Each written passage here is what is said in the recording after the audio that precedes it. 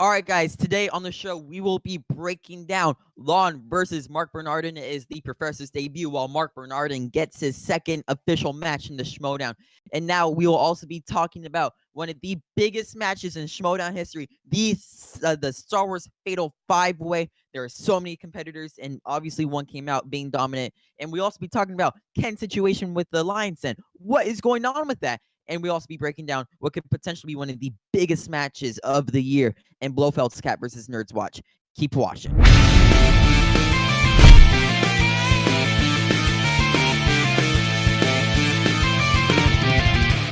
Hello, everybody. Welcome to the Reactor Summit. My name is Evan DeGraff, and I will be filling in for the missing Aussie, Jacob London. I think he went missing in the Outback. He's looking for his lost kangaroo. Not sure where he is. However, I have a great panel of panelists on with me. Pundit Schmoedown, they know what they're talking about. First off, Malcolm Lay, I think this is your first appearance on a summit. How are you doing, dude? I'm pretty good. It's just a lovely day in New Zealand, so yeah. Do you think we talk about Schmoedown? Yeah, very true. I guess we can replace an Aussie man with the guy from New Zealand. I know that kind of goes against culture, but hey, that's okay. We have our amazing engineer and arguably one of the biggest fans of the Schmoedown, Chris Clark. How are you doing? I've heard you've been on a predicting streak lately. I've been on a predicting streak, and the Chris Clark Chris is the way of the dodo, which means Tuesday is going to go my way. I cannot wait to sing that great Frank Sinatra song after the match is complete. This has been a great week for Schmoedown, and we just saw a match that was gut-wrenching and awesome, and I can't wait to discuss it. Yeah, for sure. Talking about gut-wrenching, you were on the Star Wars Fatal 5-Way reaction with us, Matthew, and I saw you go through a complete range of emotions. How are you doing? I'm doing good. Ready to talk about the Schmoedown. Always love being on the summit. There's a lot of great matches and storylines to get into this week. So, yep. And then also we have the guy that was at the Star Wars Fatal 5-Way. We will be breaking that down later in the show. Chris Dolman, how are you doing? I am doing very well. I'm glad to be back on the summit, and this has been an incredible week of great content, and I'm very tired because flying to and from LA, it's just crazy. Especially when you try to get in a cab to go around everywhere. But hey, you know what? I'm glad to be back, and hey, it's been fun. Okay, puns everywhere, jokes everywhere, and everything's flying off the walls. But our first match that we had this week was Tuesday's match. We had Marc Bernardin versus Lon Harris, the professor, as he likes to call himself. We are going, I'm going to throw it right over to Dale the Dude to help us break down this match and some of the keys and some of the favorite parts that he had about it. Dude, take it away. What's going on, everybody? This is Dale the Dude Gibbs coming at you with another edition of Schmoedown Dude Talk. Now listen, y'all, I have had a hell of a day, okay? I got pulled over, my tire blew out, and I had to deal with that. And right as I'm starting to try to do this video, I swear to God, it starts to rain. All right, now, dude, all I wanted to do was come home, pour a glass of whiskey, sit down and relax, okay, with the new episode of the Schmoedown. That's all I wanted to do, all right? And then I started the newest Schmoedown, and I couldn't relax because I was irritated almost immediately. Today's matchup was Marc Bernardin going up against Lon Harris making his debut. Now, Lon Harris, dude, I have to say, I have never been this quickly put off by someone since, like, Tom Dagnino or, like, Team Action, dude. Just with the condescending, the professor crap, I can't, what are you doing trying to preach about avant-garde films? What? Like, dude, nobody likes avant-garde films except whatever Europe's version of emos are. I mean, dude, come on now, dude. You're in the wrong competition to try to be going around enlightening people to avant-garde films. Get out of here, dude. Now, listen, I will say the one saving grace this dude has. He Babe Ruthed it. He called his shot. He came in, said, I'm going to win this, and he won. Now, everybody says they're going to win. But, I mean, dude, for a debut in the Schmoedown, Lon Harris gets a perfect first round. Now, I ain't seen that since Bibiani, I'm pretty sure. And, dude, it's impressive, dude. But I think let's not all get too excited and jump on Let's not all get too excited and jump on the Lon Harris train because we might have another Bibiani on our hands, dude. I mean, he could be great, yeah, this game, but we don't know what's going to happen next time. There's a lot to be said for Marc Bernardin, dude. That dude was an inch away the entire match. He got a little screwed in round 2, as most people do with that damn wheel. And Lon Harris was able to get a steal in and to end this match within 1 point. Not saying a lot. Marc Bernardin, you're a good dude. You are humble in defeat. We hope to see you again soon. Thanks, Dale. Look, this match was really interesting. It was kind of high octane. We had a new competitor in Lons and Marc Bernardin coming around to his second match. Everybody loves Marc Bernardin because he's a genius at movie trivia. Matt, I want to get your first reactions to the match because you're a pretty big Marc Bernardin fan. We saw him lose, but what's your overall breakdown of the match? Listen, Marc Bernardin, I am a huge fan of him. I'm really hoping Team Fat Man on Batman happens one day in the Schmoedown with Kevin Smith. But Marc even talked about this in his post-match with Emma. He hasn't competed since Free For All. He's a busy guy, even though he does work in this, working in the movie, like, news sphere that he does is not the same as knowing movie trivia. And I think he put up a great fight, but I think it came down to he was just a little rusty. I think the next time he comes in, he's going to study up a little bit more. And his second round wasn't the greatest, but also what we see is Chris Salisky does this a lot, which is when you get a strength on that wheel, the questions can be kind of difficult and sometimes, and I think that's kind of what happened here. Lon, I think it was for our first match. I'm interested to see where he goes from here, who his next competitor is. So all in all, just a really fun singles match. Malcolm, I'll throw it over to you. This match was just interesting because it was actually high octane. There were a bunch of points scored. What was your first overall impression of Lon, and then how do you think we're going to see the future for both of them, and what's your overall impressions on the match? Well, I mean, like, my first impressions on the match was like I didn't know what to expect from Lon because he's someone I've never been familiar with at all. So, and I mean, to see him just like crush it, like it was really impressive. And I mean, I think if the Growling Commandos have a spot open, they should take up Lon because he'll probably be a good fit in there. And I mean, like Marc is probably a case of, as Matt said, a case haven't been in there for ages, and it's just a case of ring rust. Yeah, no, it's a good analysis because you have Marc Bernardin who, when he came in, he absolutely destroyed it. But obviously, whenever you get rusty, like I said, it's the Ellis clause for me. Whenever you get rusty, sometimes you stay rusty. So I'm curious if maybe Marc Bernardin's next match doesn't end up as well as it should. It's kind of a theory of mine. We'll see. But Malcolm did mention the Growling Commandos, Chris. Would you take Lon as part of the Growling Commandos, 1? And 2, what did you think of the match? Well, to answer your first question, he repeatedly in this match said that he's the smartest person. The smartest person. The key word is smart.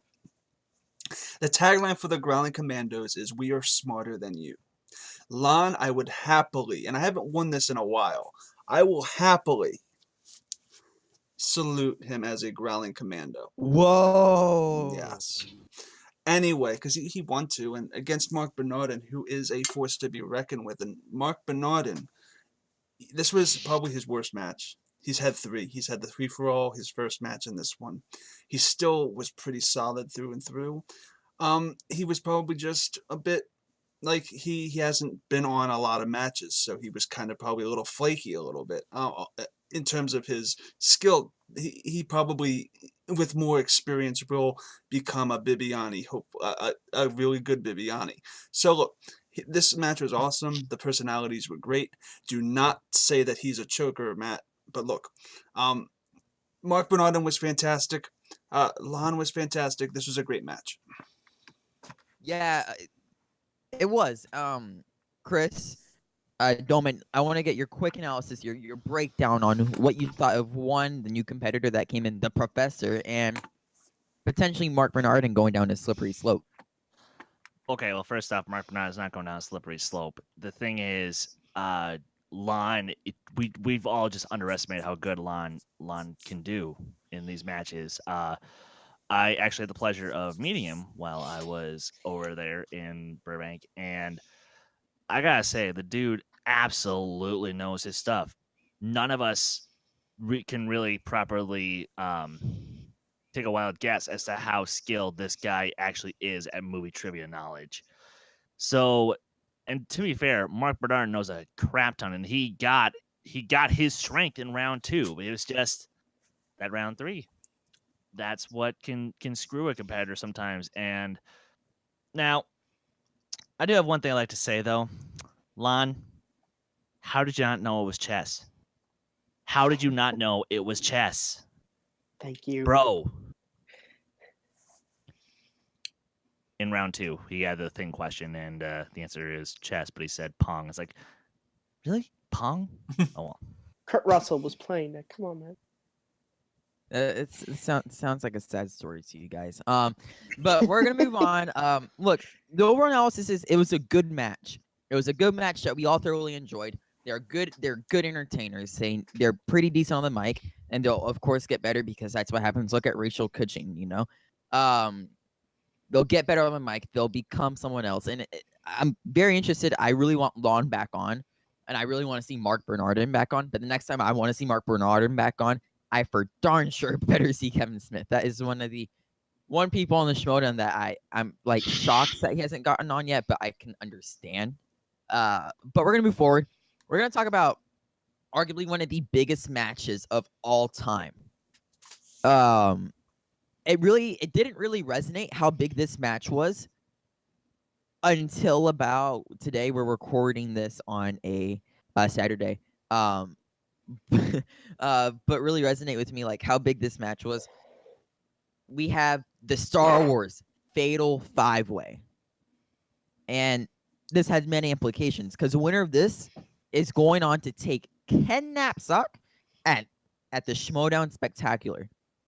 What's going on, everybody? This is Dale the Dude Gibbs coming at you with another edition of Schmoedown Dude Talk. Last night I watched the movie 8 Mile with Eminem, so now I'm super into hoods. But besides that, I'm wearing it for another reason, dude. This is my honorary Jedi hood in honor of the Star Wars Schmoedown competition we got today, dude.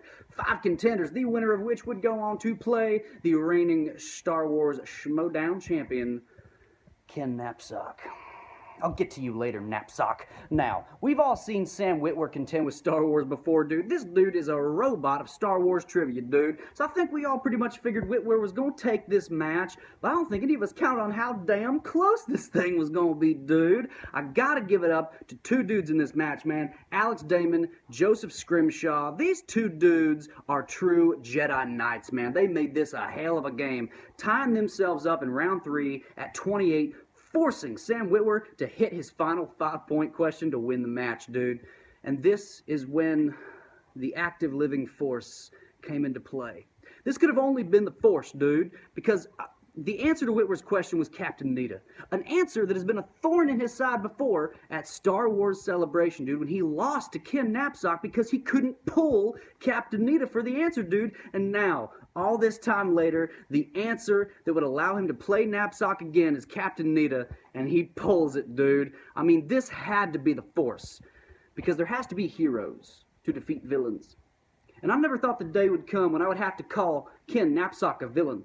But you know what, Napzok? What you did today, how could, joining the Lion's Den, how could you do that to us? How could you betray us like that? I mean, you were the chosen one. You were supposed to destroy the Sith, not join them. Look what you got me doing. I'm quoting Revenge of the Sith now. Damn it. All right. This is Tom Dagnino's doing, dude. This is all Tom Dagnino. I told y'all, Tom Dagnino is a Sith Lord. And look what he just did. He just turned one of the most powerful Jedi Knights Collider had to the dark side, dude. Y'all need to keep your eye on Dagnino because he is coming for all of us. You don't know where he's going to be. You don't know when he's going to show up. But the hell was that? Oh my God, I think it's Dagnino. Thanks, Dale. Now let's start breaking down this Star Wars match.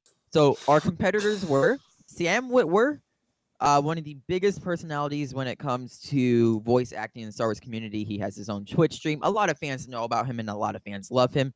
We have Steele Saunders, an Aussie, the guy who Jacob absolutely fell in love with. Hashtag Torch. Shauna O'Neal, Geek Girl Diva, one of the additions into this match after someone had dropped out, sadly. And then we had Joseph Scrimshaw from Force Center Podcast with Ken Napzok. So there's an interesting storyline going on there. And then Alex Stamen from Star Wars Explained. That guy knew his stuff as well. Look, it was a crazy match. First, we're gonna go over the basic parts of the match first before we break down into the craziness that we saw afterwards. Matt, you're a huge Star Wars fan. You know that these questions were nearly impossible. What are which competitor surprised you, and are you surprised to see what we're about to go take on Ken Napzok? Listen, yeah, Chris Liskey, every Star Wars match that we've had, he brings his A game to it. As a Star Wars fan, I love testing my knowledge against that. I also just love seeing people, I knew most of the competitors. Geek Girl Diva, I wasn't really familiar with her. It's actually funny, when I saw she works on StarWars.com, I went on and I saw a lot of the stuff, she's done on the website. I go, oh, that's her. And I'm going to, pay much more attention when I go on the website, seeing the stuff she does. Overall, I think everyone came to play in this game. I don't think anyone, was going, I don't really care about this. Like, everyone was bringing what their A game was. Of course, the big story is Sam Witwer winning the match, and finally we're getting Ken Napzok versus Sam Witwer one-on-one. This was teased by Christian Harloff at the end of Force Bros versus the Council. He said, would you ever want to take on to Sam, would you ever want to take Ken one-on-one? He teased that it was going to happen at Celebration, and then it's a long road we got here. Sam is he's one of my favorite Schmoedown personalities. Whenever he's competed, he's got a great Schmoedown character. He's not quite a heel. He's got this kind of I'm just here to answer the trivia. I don't really care. And he killed it in this match. I can't wait to see him go up against Ken. And when we get into the spectacular preview coming up, I'll talk about what I think could possibly happen there. But overall, great match. One of my favorites. Marc, let's just break down the basic match before we get into what unveiled post-match. You saw these competitors come in. You saw specifically Joseph Scrimshaw, Damon, and Witwer dominate. But the other two, Sean O'Neal and the Steele, the Aussie, really have a great personality there. I would personally like to see Steele in there. A few questions. What was one of your favorite personalities? Because you are a personality guy type yourself. You love Bibiani for his personality and Robert Burnett for his personality. What was one of your favorite personalities while watching this match? And do you think Witwer has a shot at Napzok? Oh, the personality. This is probably one of the strongest Fatal Five Ways with personality-wise. Everybody brought their A game with terms of charisma, passion, and theater. Steele, he stole the show as he was hilarious. He made me die. You can see it on our reaction that he was a hoot. Witwer, even though he didn't really exude much emotion, really knew his stuff. Geek Girl Diva, she was awesome. Even though she got knocked out very early, it was like after the second round, right? Or the third round? I don't know. I remember. Yeah, she was after the second round. Even though she got knocked out a little early, she still played her A game, and she knew stuff I didn't know, which doesn't really say much. But she knew a lot, and just the personalities just really exude. This match was just so fun to watch, and it's a match that you would go back to again and again and again, even after watching it again. And and everybody's entrances were awesome, and everybody just seemed like they were having a really, really good time. I can't wait to hear the stories and pick Chris's brains when we get to it. Malcolm, you saw the match. You obviously were on the reaction, but so that means you might have a different perspective from us.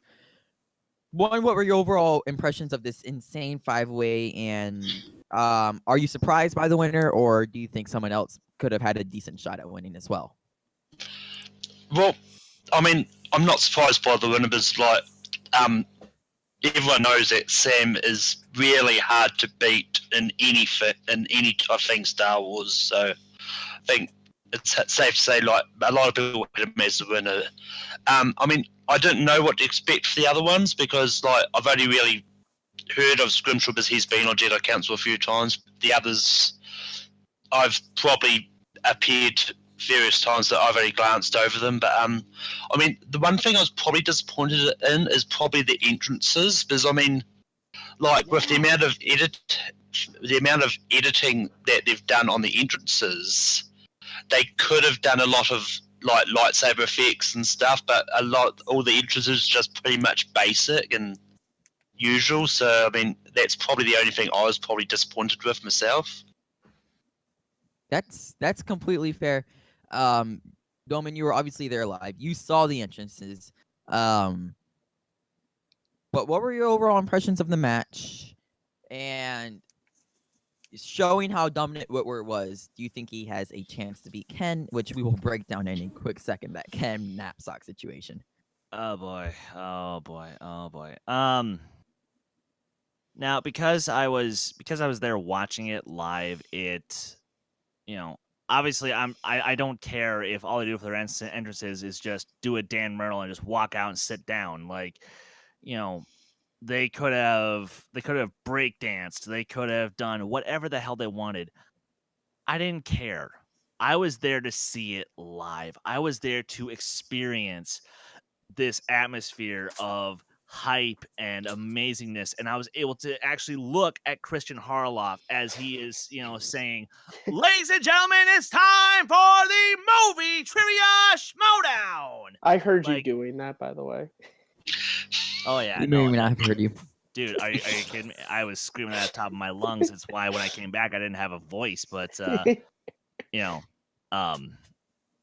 it's just every single second that I was there, I was just focusing on these people and how they were competing, and I was focusing on the behind the scenes, how much work Riley and Copster were doing behind the camera, which of course you guys don't see that, but what they were, how frantic every single second of it was, you know, seeing Thad and Cody and Adam working their asses off just to, you know, make sure this whole show went as smoothly as humanly possible. And of course it did.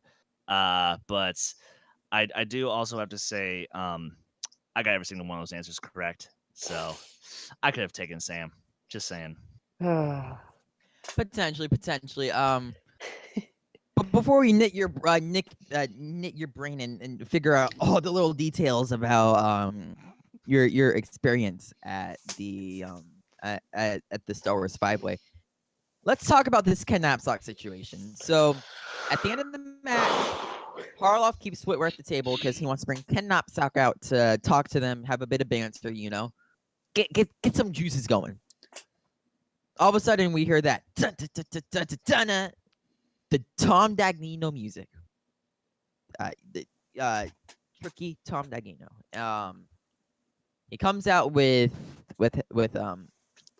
Grace Hancock, you know, the Lions Den team, and they say, "Oh, we got something up your sleeve. We told you we're gonna be taking it over. You know, we're gonna be taking over the league one by one."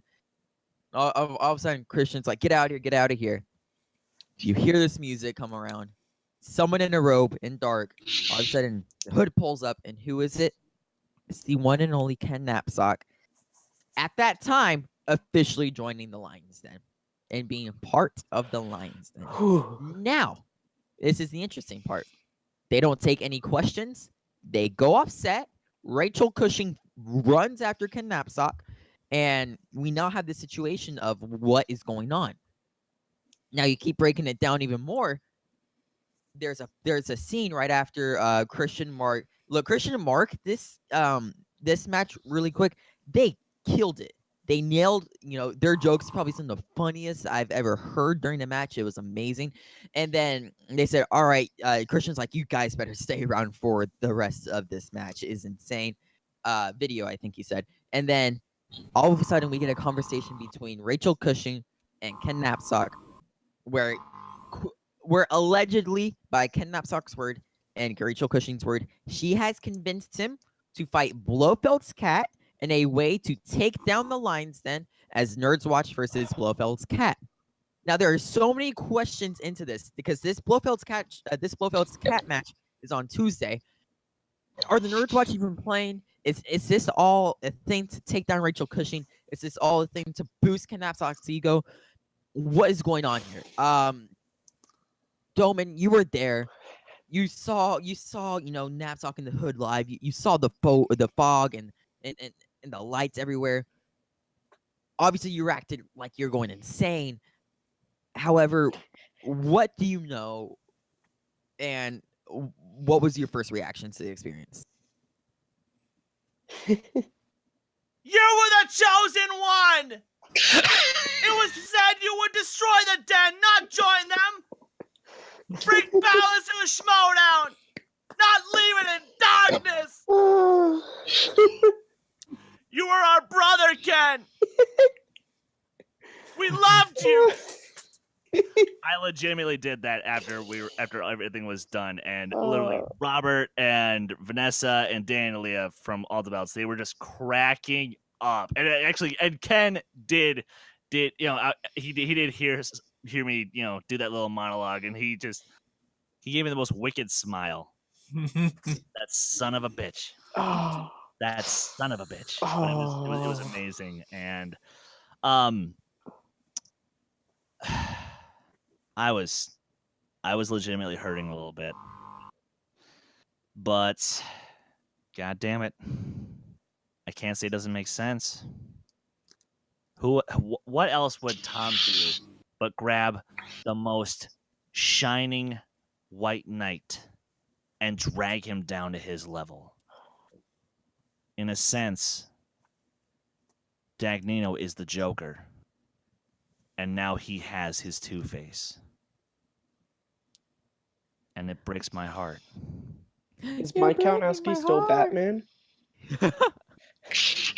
Where Star Wars turns to Batman and Batman turns into quotes. Matthew Kearns, you were on the reaction. I saw you go through so many emotions in a short amount of period of time. Oh, yeah. What are your theories? What are you thinking? Like, what's going on in your head, dude? Oh, what's going on? Well, you guys can watch our reaction. To go along with Chris's thing, I literally do the Padme speech to Anakin. I started literally saying, "You're breaking my heart, Ken. You're going down a path I can't follow." So, I mean, it's crazy because I hear the Tom Dagnino music. I'm not really a Lions Den fan. I'm a Tom Dagnino fan. I hear that, I go, this is going to be funny. Then he's got a Gucci bag and he's saying, "Yo, I'll open this. It's spectacular." I'm like, oh God, Tom, really? Then he starts talking about this competitor he's got. And I'm thinking, I'm like, don't you dare take away Whitwer versus Ken one-on-one. I'm thinking he's bringing in Robert Meyer Burnett, to come in and fight. We see the hood. I go, okay, all right. He's going to try and make it through. It's Ken freaking Napzok. And I'm like, what? I mean, it's insane. And I'm thinking, poor Rachel. What is this? And that it was heartbreaking to watch the video after the match because Tom has corrupted Ken. He's leaning back in the chair with this sort of smug smile and look at her. Like, I mean, it's just it was hard to watch, man. But you know what? There's glimmers of hope. The post-match interview with Emma and Sam. Sam is now our Luke Skywalker. He's going to bring the balance to the Force at Spectacular. I can say that now. But we'll get into previews for the match on Tuesday. But right now, the storylines are going crazy. And this is why I love the Schmoedown, this stuff like this. Malcolm, is your heart breaking?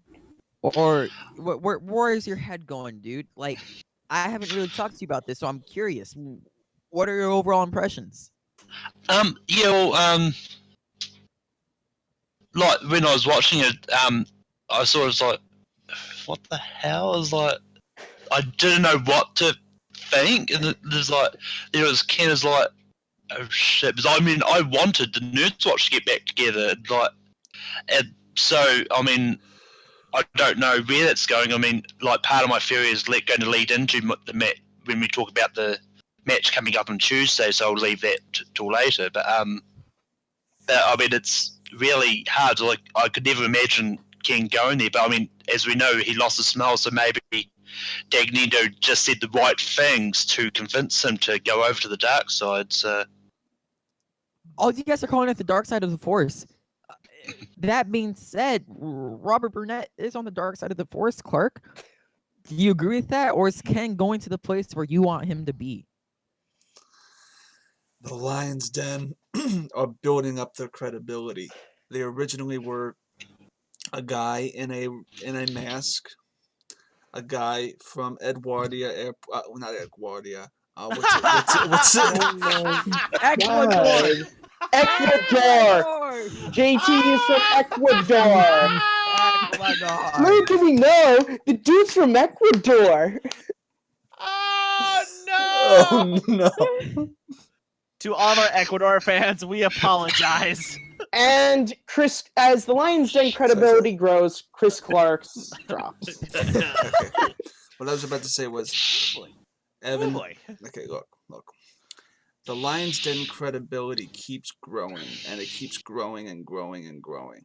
You have, originally it was just 4 members. One with a mask, one from Ecuador, one with a toothpick, and one who was never there.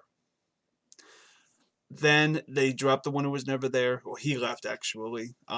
Then they came back with the android, and the android kind of gave him some class, because the one who did have class, Dan Merrill, wasn't there anymore, and they needed that class, and the android was there. But okay, that's fine.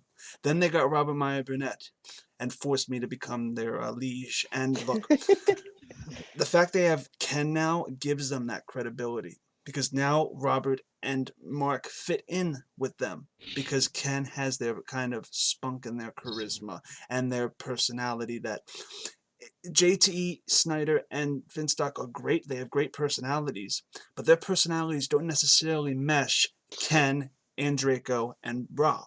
But the fact that you have those 3 together with those 3 kind of make the pack more cohesive. Does that make sense? So the fact that we have Ken now on that side, and I saw his little devil eyes when he hugged Rachel in that post-credit scene. I don't know what this match that we're going to be talking about coming up is going to entail, but all I do know is that match is going to have a lot of tears, and a Aussie friend of ours is going to be shedding those. Oh, he has made a prediction without making a Oh, prediction. boy. Yes. Look, here's my thing. I don't even know if this match is gonna happen, to be honest. I don't know if it's actually me, Ken Napzok, participating with Nerds Watch. I think Rachel Cushing might have to find a last-minute competitor, to be honest. I think it's gonna be a scheme in order to screw Rachel over. I think Ken is truly corrupted. And look, Dagnino knows that Rachel was gonna go straight to Ken. He's that smart and he thinks that far ahead. So I think he ran down what to do with Ken. Ken probably did exactly what Dagnino told him, made Rachel believe in him, and who is really gonna be playing with Nerds Watch? I think it's gonna be Rachel Cushing and someone else. Who that someone else is, I don't know. I think if there's a chance we're gonna see another female competitor team up with Rachel Cushing, I think Clark Wolf would be a good shout. But this is all speculation on if Ken is actually turning back to the light side or going down what people are calling this dark path. So we don't know. But what we do know is that Chris Doman was at the Schmoedown Star Wars Fatal 5-Way. Dude, give me some like small details. When you first walked into the entrance of Collider Studios, we saw that Coxer greeted you. He told you guys to F off, and it was a jolly good old time. When you first took your seat, how was that feeling? You you almost have to numb yourself out, because I honestly could not believe, just for even a second, like, oh my God, I actually flew 3.5 hours and had a 45-minute cab ride with actually a great driver, by the way. But but here I am. I am in this place with all these people that I look up to, these people who inspired me to be a driving force behind this very YouTube channel, and the fact that they invited me to come to this match. That is so humbling. It's so incredible. And the fact that I was able to just even watch this match, the fact that I was able to go up to Ken Napzok and Alex Damon and Steele Saunders and Shayna and Sam Whitwer and Joseph Scrimshaw, who a fellow Minnesotan, so shout out to you, bro. I got to shake all their hands and actually talk with them, and just share my love of Star Wars. It's it like I said, I was feeling so many emotions that I almost had to numb myself out a little bit, just because you get that intimidated even when you walk through the door. So What are some things that the fans don't see that they need to know? Things that perhaps that they don't either have enough appreciation of, or would be an interesting facts to overall know about the operation of the Fatal Five Way, or of any Schmoedown for that case. Christian and Mark love the audience to react. They love it when the crowd just goes insane as it's coming in, because they started off with a 5 count, 4, then they went silent on the 3, and then that's when everybody would be like, "Wow, yeah, man, wow!" And they love every second of that. And when someone like Tom Daniel comes out, boo, and they encourage that. They encourage to do that as loudly as you can, as passionately as you can, and like I said, I didn't need much convincing. I didn't need much pushing towards being that passionate, because I naturally brought it. And with another thing that you guys have to realize is, from a behind the scenes perspective, I would actually love to be doing what Cobster and Riley were doing the whole entire time, which was essentially they were just frantically running around, making sure that all the shots look correct, that all the mics were at the correct level. They were just double checking with Adam, and it's that kind of breakneck speed of recording something in this kind of environment that made it so unique and so incredible. And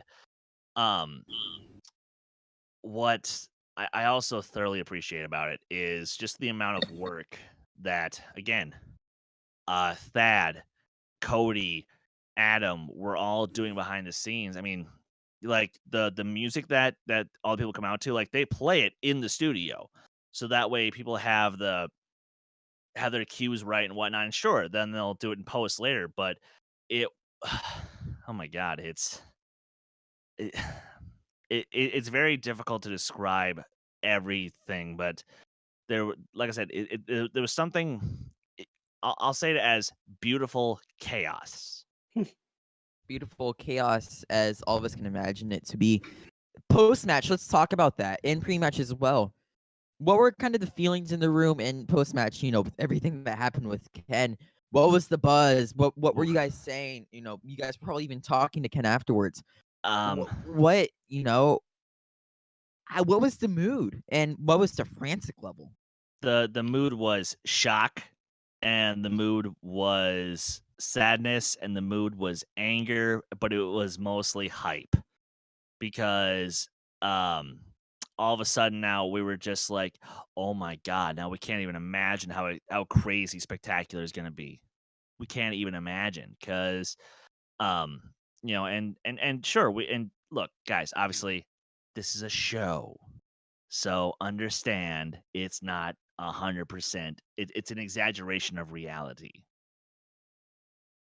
So obviously, like as soon as the cameras were off, we were talking to Ken. And we were just like, hey, well, are you actually nervous for when Spectacular comes up? He's like, yeah, I am genuinely nervous for this Iron Man match because, I mean, shit, I was nervous for them because then, and of course, you hear, you hear Sam being like, "Hey, can we make this Iron Man match happen?" And and it was kind of hilarious because during the post match interview, Christian actually was one who explained to Emma what that was before they started rolling, and it was actually pretty awesome. I felt like I had to do that to everyone on the YouTube video yesterday on the reaction. Speaking of Iron Man matches. But and then of course they did the group post match with everybody else, and simultaneously I'm like, oh, really? They're not getting their own one-on-one, but simultaneously it made sense, I think, because it could have just as easily been any one of them who was stepping up. And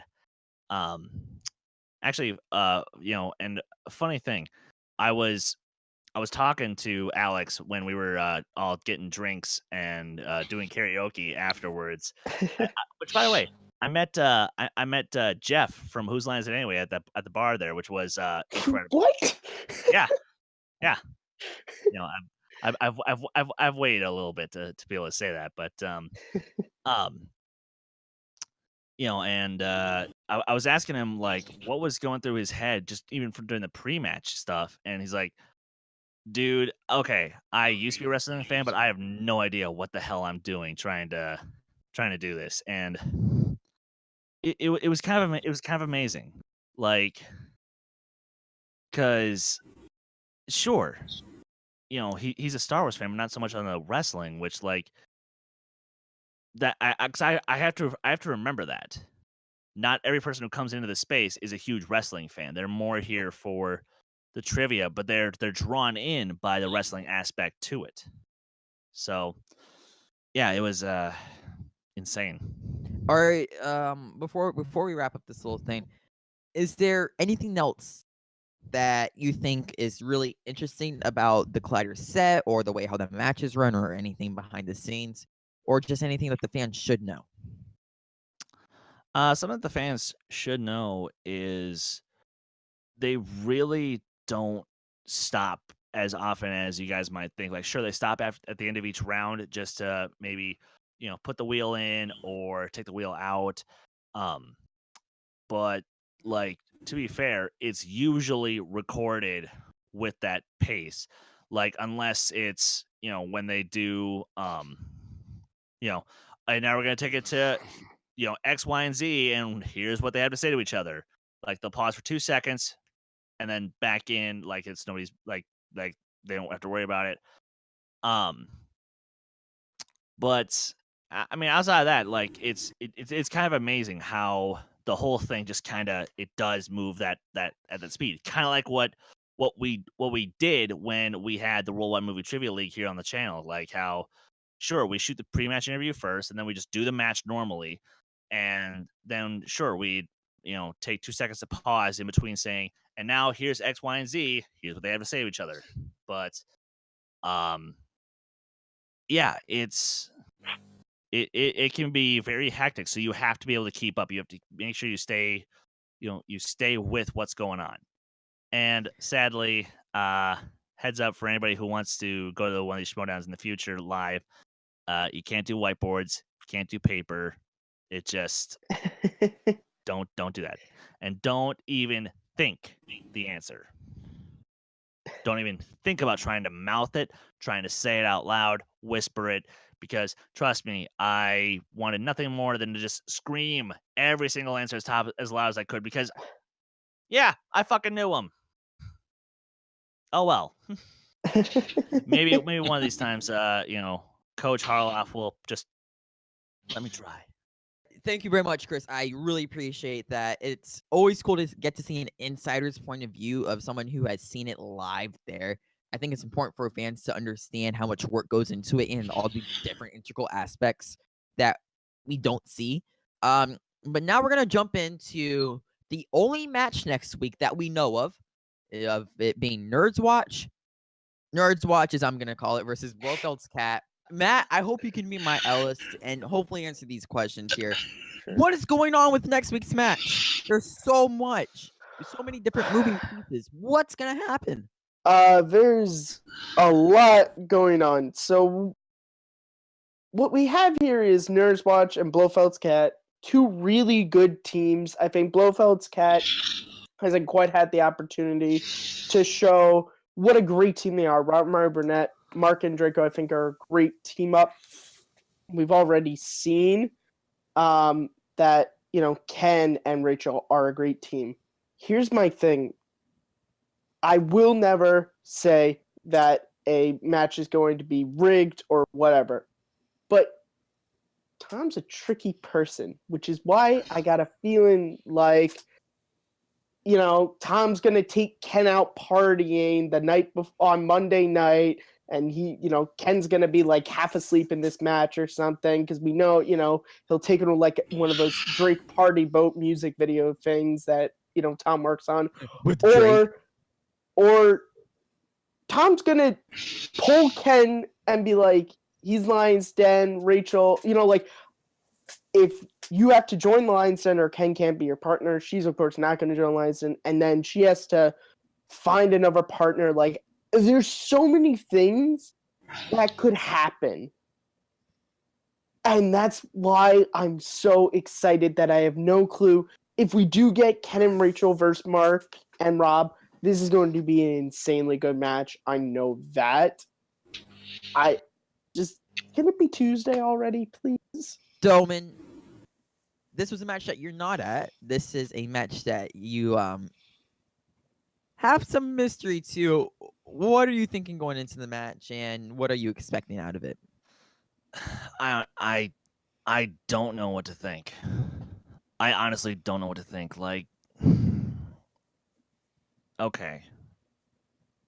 A part of me desperately wants Ken to see the error of his ways before it's too late, but I fear Tom has already hooked the line and sunk him. He gave Ken, he whispered in Ken's ear, "I can help you save your career. I can help you save your reputation. Follow me." And I'm worried, man. I am so worried that Ken won't be able to come back. Because I want that, but I just don't. And here's the thing. To be honest, Nerds Watch, they're going to win it. Because Burnett, he's a chump. And Draco, he's a chump. Hell, Rachel could probably take them both on in a handicap match, but I just... Damn it, I don't know. I'm worried. You muted, Matt. You're You muted, Evan. Have fun cutting this, Clark. I hate you. Like, I really, let's do this. Chris is muted. I was muted in OBS. That was my fault because I muted it for a second. Dolman is worried, and he doesn't know. But Malcolm, do you have the answers for us? Yeah, I mean, I'm looking forward for this match. I think that there's going to be some sort of post-credit scene, whether it's Dagnino going, "Rachel, look, join us," or Ken won't team with you or something like that. But I think we're all forgetting there is actually a third member that hasn't been, of Newswatch, hasn't actually been mentioned at all in ages, and that's Michelle Boyd from a while back. What a poll! So I think that like Ken's not going to compete, but Rachel's going to go, "Oh, there's someone else out there," and then Michelle's going to come in. But I do think that Blofeld's Cat do need some redemption, and it's probably going to be a close match. I do think Blofeld's Cat probably has a slight edge on this one, if it does end up being Michelle that comes in. Yeah, for sure. Clark, you are obviously the biggest fan of anybody who is stepping out onto that onto the tables, I guess you could say, on Tuesday. the Robert Burnett. Where's your head going? Do you even care about the whole Ken Napzok situation, or do you just want Blofeld's cat blowing them out and clawing them? Okay, you are a sad, strange little man. No, look. Okay. I actually see. Toy Story Paul Clark, Yeah. nicely done. I actually see my fist going through Chris's face because he just called. Bring it! He just called Rob a chump. I will prove you wrong. I will prove all of you wrong. Tuesday will be the biggest blowout in Schmoedown history. Look, you have Rachel Cushing, and you have Kevin Meyer Burnett. Not Kevin. Ken Napzok. Schmoedown, bro. What the hell? Chris Clark has probably the largest form of dyslexia we know. Wait a second. I can't believe What were you trying to say? I was saying. I think Clark is having a Mark and Draco or Ken Napzok? I wanted to say Ken Napzok, but I was thinking of Robert Meyer Burnett because I just said Robert Meyer Burnett. All right. I don't know if I'm editing And this. because you think This about is Robert gonna a go lot. up. Just keep talking, Clark. Go. What are you actually thinking, No, or is it really just alphabet soup in your brain? All right. Doman, maintain professionalism. God damn it. Professionalism. All right, we gotta let Stay on this. target. Stay on target. Stay on target. Oh, fuck. I'm first. Jesus. Abe, are you okay? That's out of my first second. I swear it didn't hurt. It just impacted on the surface. Okay, alphabet soup. All Come right. on, let's go. Look, Don't say that. Robert. Hey, no jokes. No Yeah. jokes. Yeah. Robert Meyer Burnett will annihilate anybody he touches.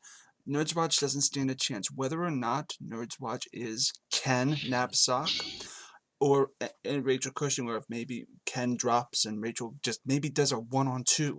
You never know what's going to happen in this show. It's ridiculous. So this match is going to be amazing, and I am going to be on the edge of my seat, gripping my seat. Cannot wait for this match so I can either order a pizza and be happy after it's finished, or B, buy a new monitor from Best Buy. This is going to be the match of the century, the match of the year, and it's the big penultimate match before the summit. Not the summit, the spectacular.